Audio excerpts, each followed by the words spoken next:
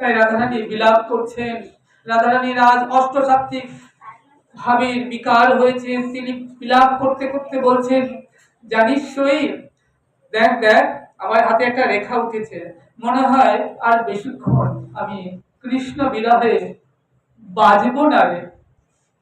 এই যে আমি অহর্নিশি হা কৃষ্ণ হা কৃষ্ণ, হা প্রাণবধূ, হা প্রাণপৃষ্ঠ, হা প্রাণনাথ বলে কাঁদছি। আমার দু চোখ থেকে জল ঝরছে অহর্নিশি দিবানিশি।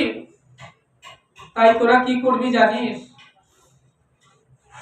দুটো স্বর্ণ জারে এই নয়ন বাড়ি রাখিস গো ধরিয়া।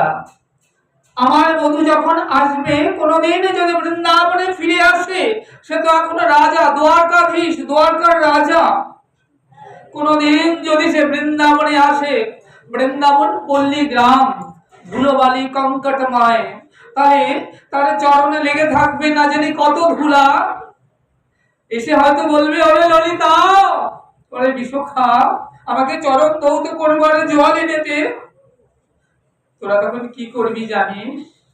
তোরা তখন যমুনার জলে নয়, কোন সরোবরের জলে নয়, তোরা কি করবি জানিস?